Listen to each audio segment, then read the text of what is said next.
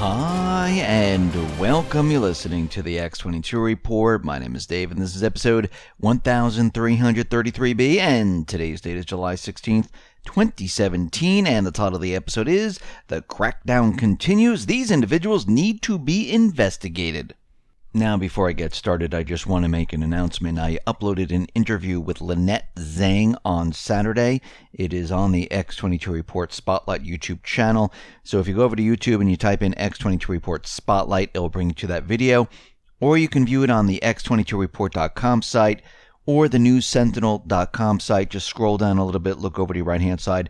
You'll see the video there. Or you can go to steamit.com. You can view the video there. And this is a must-watch video of Lynette. She breaks it down on what's going to happen to pension savings. She compares it to what happened when Russia collapsed. And this, I believe, is one of those things that you need to listen to understand what the central banks, what they're planning to do. Let's get into the economic collapse, political and geopolitical news. Now, we understand that the vote for the health care bill is coming up, but it looks like John McCain, it looks like he had some type of surgery, so it is postponed right now. And one thing that we realize is that this is just a rewrite of Obamacare, and they changed a couple things around, and it looks like they are helping the insurance industry a lot more than they're helping the people. But Rand Paul is out there, and he's going to introduce a pro-gun amendment to the healthcare bill, because we need to remember Obamacare, they wanted information about, do you own a weapon? They wanted to feed it into a database. So what he's going to do, he's going to make sure that insurers cannot ask about gun ownership or feed that information into federal databases or discriminate or deny insurance to gun owners. He's also going to create a federal mandate that doctors keep digital records in a federal health database cannot be used to force doctors to compile a federal health database. The ATF must not be allowed to troll the federal health database for names that it could submit to the NICS list. So he is doing all of this to make sure that none of this is in there. Now, who knows what's going to happen to this healthcare bill?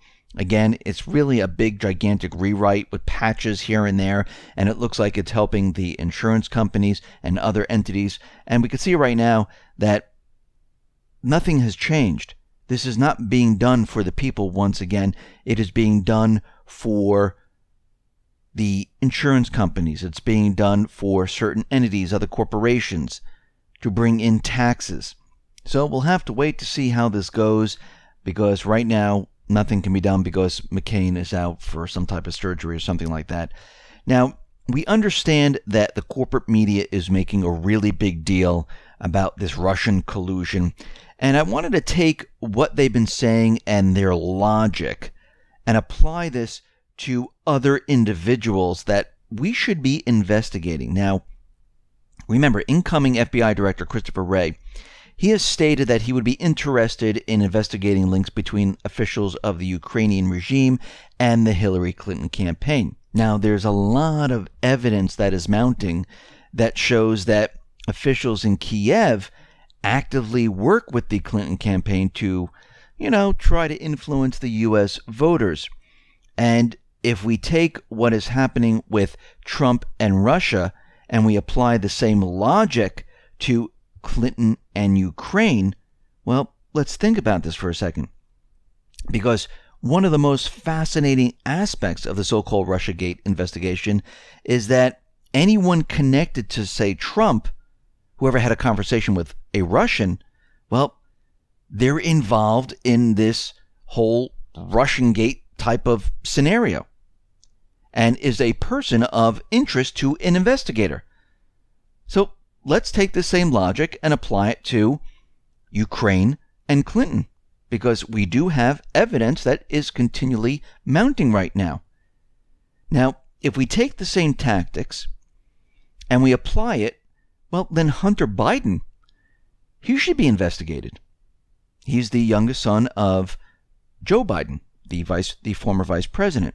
Now remember, there was a coup d'etat in Ukraine, and right after the coup d'etat, what happened? Well, Hunter Biden, he was put on the board of one of the biggest gas companies in Ukraine. And this just happened weeks later. I mean, is this a coincidence?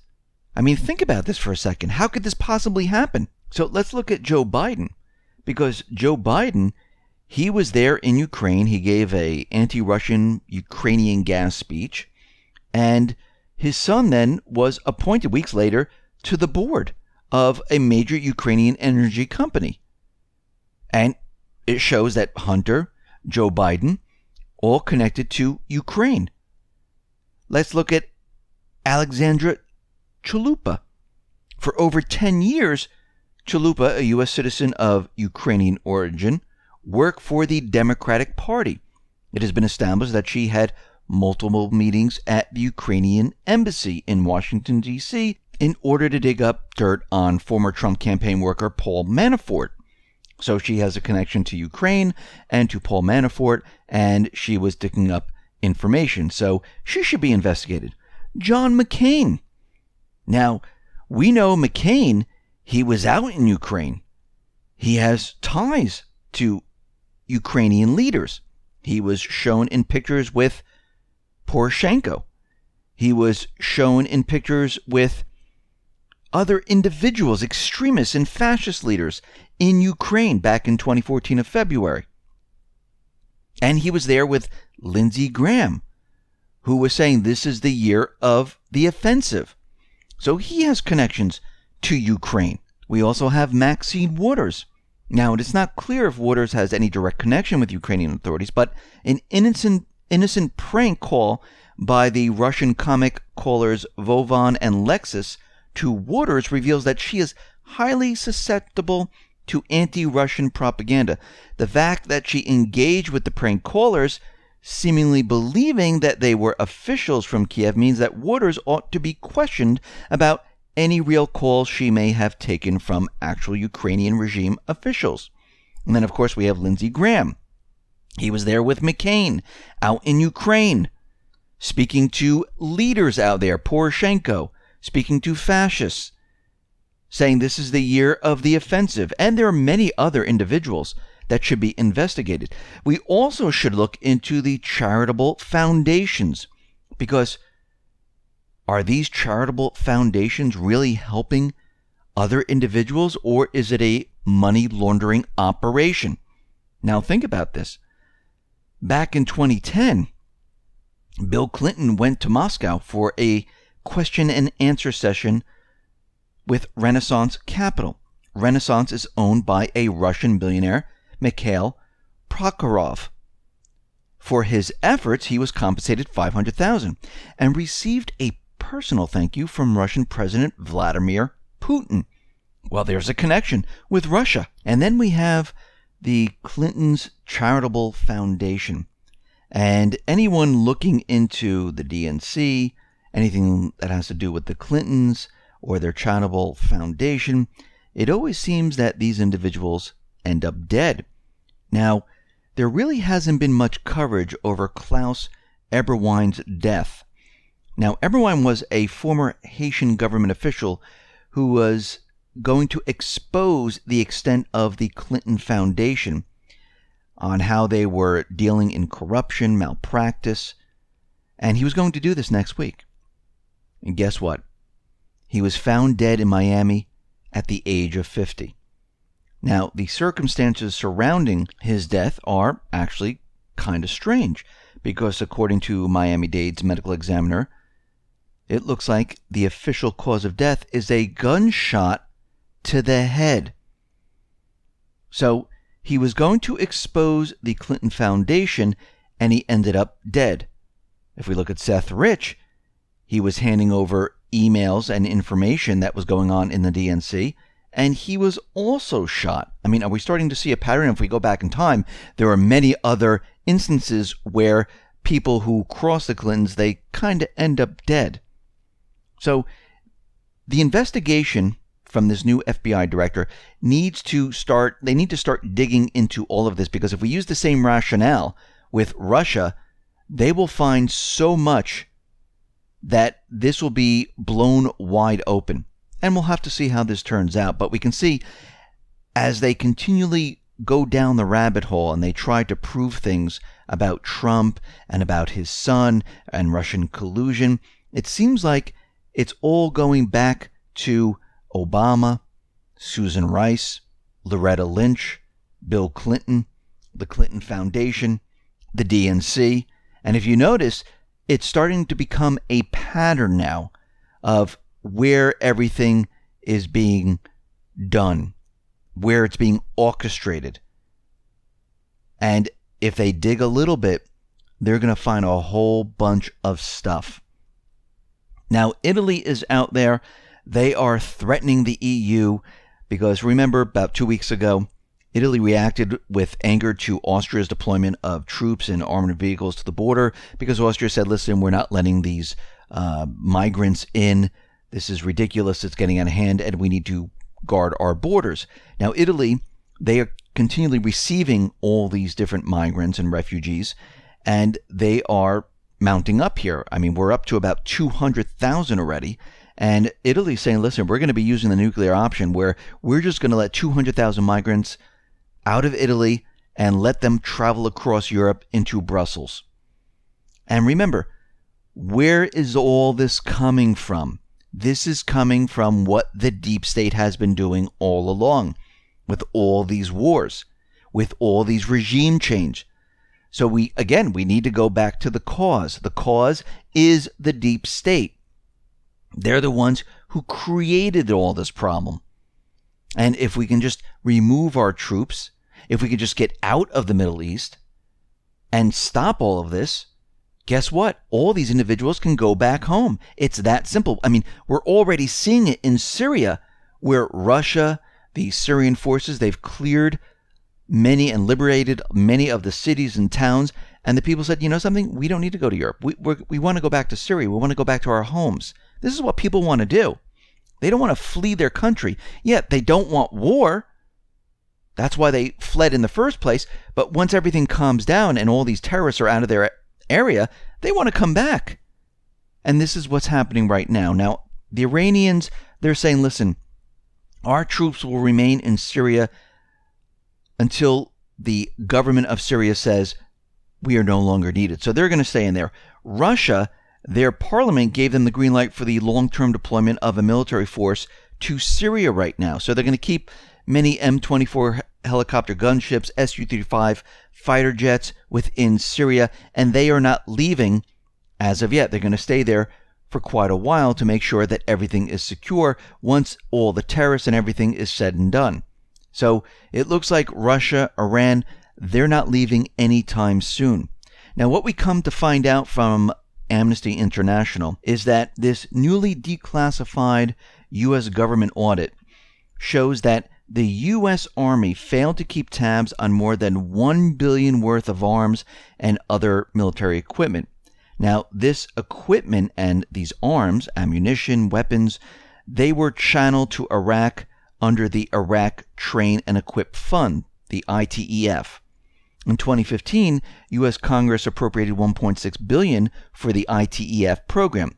The funds were earmarked to fight against the Islamic State in response to Obama's counterterrorism campaign launched in 2014. Now, remember, we reported on the Islamic State receiving weapons from the United States. And remember, Obama had control of telling the Pentagon what to do, where to drop ammunition, and where to bomb in Iraq and Syria. And what we come to find out is that all these weapons, they were purposely being dropped into these areas. That's how these terrorist groups got the weapons. And this is why $1.6 billion worth of weapons and other material has gone missing. Well, it's really not missing. They were using it to supply to the Islamic State, Al-Qaeda, and other terrorist groups. And we can see how this whole thing was done. Then they were using the oil convoys to help fund the Islamic State in Syria. So we could see how this whole thing now is coming together and how they work this whole thing. What's interesting is that WikiLeaks is out there, and they're saying that the 1,700 emails prove that Hillary Clinton knew about the U.S. military weapon shipments to Al-Qaeda and the Islamic State. So we're starting to get all this information, all these reports. We have the emails, and we're starting to see this gigantic puzzle, which we kind of knew all along because we've been reporting on it for a very long time. And we're starting to see how this was all done. Now, China is out there and they're saying, listen, we are working with the Syrian government. We're working for the post-war infrastructure investment. And we are now working with Syria because the new Silk Road will go through Syria. And we see already that the China Arab Exchange Association announced that Beijing plans to invest $2 billion in an industrial park in Syria for 150 Chinese companies. The new Silk Road is going to run through Syria. And we see already that Russia, China, they're already making plans because they realize that the terrorist groups, they are done for. The last problem they have is this whole thing that the deep state is setting up where they want to split Syria.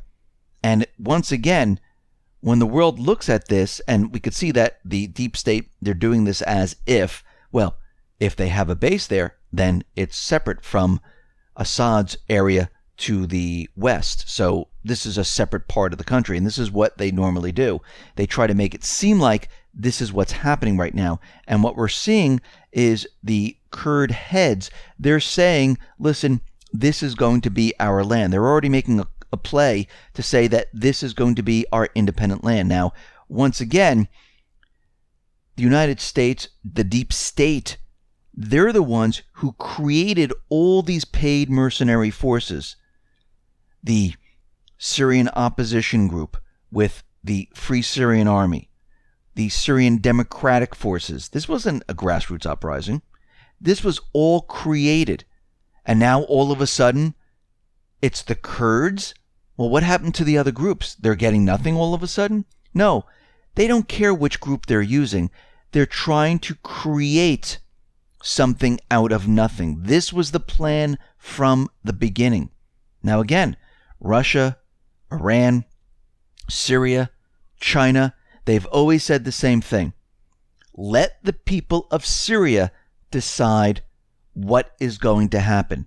Not the paid mercenaries, not the head spokesman of the Kurdish people, but the Syrian people of Syria.